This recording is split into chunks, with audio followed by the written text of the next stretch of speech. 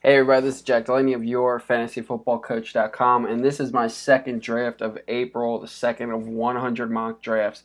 And for this spot, I had the number one pick overall, so I went with Eddie Lacy just because Le'Veon Bell is facing that two-game suspension, and it might even be a four-game. And I ran the numbers. If he had a two-game suspension this year, or this past fantasy football season, he would have been the fourth highest scoring running back in standard scoring leagues. So if he misses four games, I think he'll at least be at the back of the top 10 and probably fall farther than that. Being at the back of the top 10 is a kind of a best case scenario, but it's definitely not a knock on his talent at all. It's just the fact that if he's not on the field, he can't produce points. So that's the reason I went with Eddie Lacy first.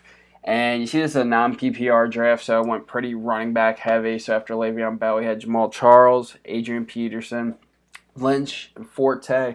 Saw our first receiver off the board with Antonio Brown.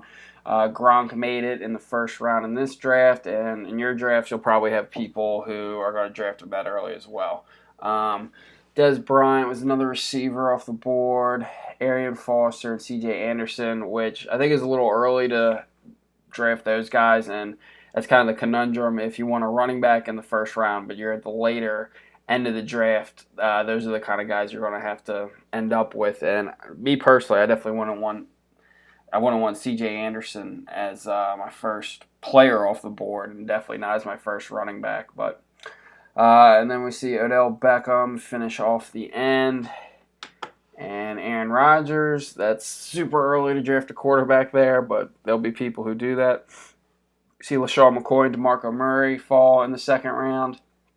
And with people waiting so long on wide receivers, you definitely see some values here. So you get Demaryius Thomas.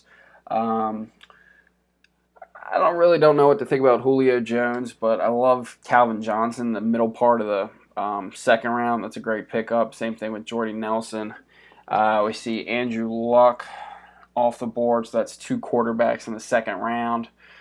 I really don't know what to make of Randall Cobb, but it's a decent pickup in the second round. As long as you don't have to spend a first-round pick on him and you can get him towards the end of the second, I think it's okay. A.J. Green had a down year last year just because of injuries and some other things, but I think that's a great pickup. And I took Alshon Jeffrey at this spot. I don't think the Bears are really going to do anything to fully replace Brandon Marshall. And if they pick somebody up in the draft, he's not going to have an immediate impact. And I think Alshon Jeffrey's a guy who still has an immediate impact. And he's been a top 15 wide receiver the past 2 years. So I like getting him at that spot. I think that's okay. And I like Mike Evans here as well, especially if they get Jameis Winston, which obviously they're pretty much going to do. I think that really increases his value, and he should have another good year. So as a number 3 pick, I think that's great to have him right there. So you see Jimmy Graham off the board, and that's going to be common to see him go in the third round near the beginning. Mark Ingram, and then we have 2 more receivers, Emmanuel Sanders, T.Y. Hilton, Justin Forsett. I've been drafting DeAndre Hopkins a lot in the 4th round, so I was kind of upset that he was selected at that spot, but Alfred Morris, Carlos Hyde, which I think is extremely early to take Carlos Hyde, so I'm not a big fan of that pick there. Kelvin Benjamin and Jordan Matthews, I think those are solid picks near the end of the 3rd round, and Lamar Miller's pretty solid at the end of the 3rd round as well. I see Trey Mason go super early in a lot of drafts, and I don't really like it because Jeff Fisher just came out and said Benny Cunningham is going to be the 3rd down back, and they're still going to use Zach Stacy, so it's just going to be hard to predict what's exactly going to go on with the Rams and who's going to get the touchdown. So I think that's way too early to take him there. Brandon Cooks, that's a little early, but I think he's going to have a good year. Then we see Peyton Manning, Frank Gore in the 4th, Sammy Watkins, Joique Bell, Latavius Murray, who I think that's kind of early too, with Trent Richardson and Roy Halou being there. So we got Russell Wilson, Jeremy Maclin, Golden Tate.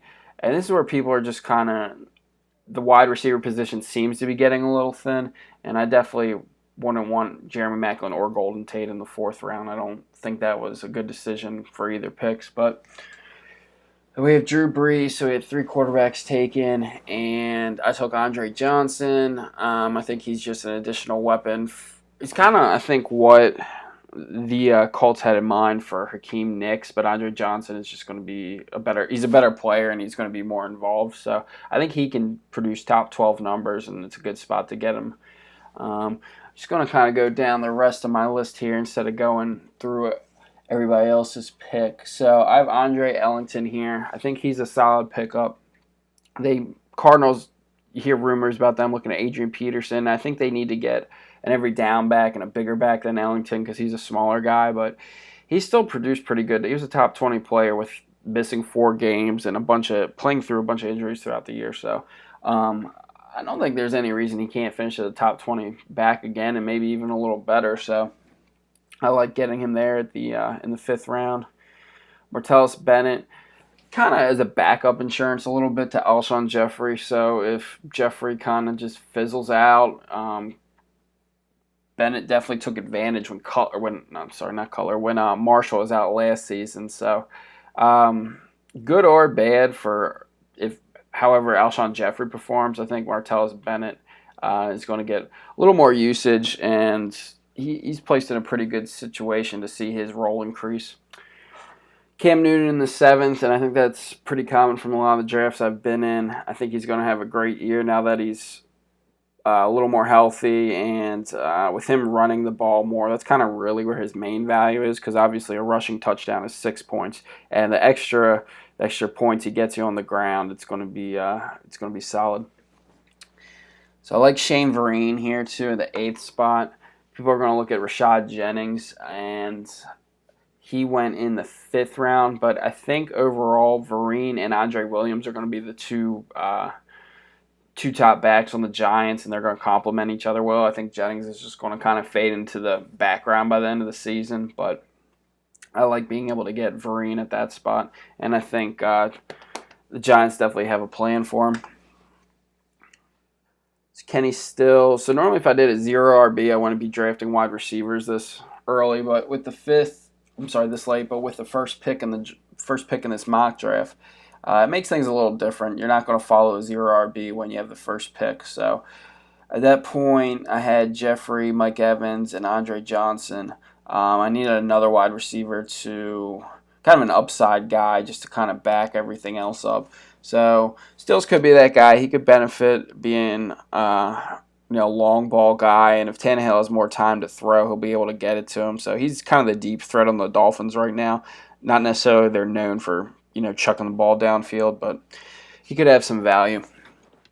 Charles Sims, I like him there. I liked him last year and drafted him in some MFL 10s, but he obviously got hurt and then never really found a role, was never able to get comfortable in the Bucs system. But I think with Winston in there, and now that he's healthy, as long as he's in the game, he's going to be productive. He's going to make a name for himself this year. Pierre Garçon, and that's just another backup pick for wide receivers. In the 11th round, I figure why not? I'm not a huge fan of him, and I wouldn't draft him before the 10th round. But, he always has the capability of being a top 20 wide receiver. So at that price, in the 11th round, I was willing to pay for it. And same kind of thing with RG3. Hey, if he does great, I can trade him. I can start him over Cam Newton. I can do whatever. But at that late, it's really not going to hurt me if he doesn't have a good season. And just to take kind of not a risk necessarily because it's in the 13th round and so late, but I guess upside is what I'm looking for. Eric Ebron's supposed to have a bigger role with Detroit, and he's a huge target, so if Stafford gets more comfortable with him, he's a candidate for a good season. And it's just good to have somebody to back up Bennett in case that doesn't work out. 14th and 15th round, it doesn't matter. You can't really predict what defenses are going to do or kickers are going to do. So I just took the 49ers and just took Sean Sweesom there.